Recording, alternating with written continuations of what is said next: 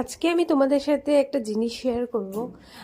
অনেক দিন করা হয় না। তো তোমরা তো সবাই জানো যে আমি কেক বানাই, তো তার সাথে সাথে আমি চকলেটও বানাই। তো সেটার ভিডিও করা হয়নি, তো মাঝে মাঝে যখন কোনো অর্ডার টর্ডার থাকে তখনই বানানো হয়। তো এটাও একটা অন্য কারণে বানানো হয়েছিল। তো সবার ফার্স্টেই চকলেটগুলোকে মেল্ট করে নিলাম, আর তারপরে যেই ডিজাইনটা বানাবো সেটার মোলটাও নিয়ে নিয়েছিলাম।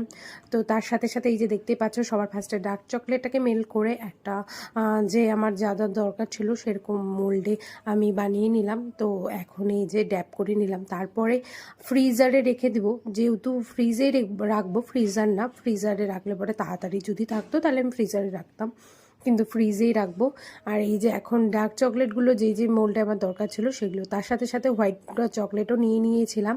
হোয়াইট চকলেটগুলোকে কাটিং করে সুন্দর করে মেল্ট করে নিলাম। তারপরে মেল্ট করার সাথে সাথে আমার এখানে আমি একটা অন্য ফ্লেভার নিয়েছিলাম, যেটা তার সাথে অরেঞ্জিস ফ্লেভার ছিল, আর তার সাথে একটু ইয়েলো কালার নিয়ে নিয়েছিলাম।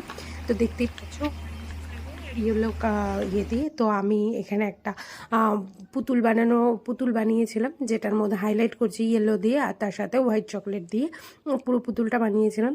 আর তার সাথে সাথে অনেকগুলোই করেছিলাম। আর এই যে দেখো, এখন আমি ডিমোল্ড করছি। দেখতে খুবই সুন্দর, এখানকার ডিজাইনগুলো একদম অন্যরকম হয়েছে।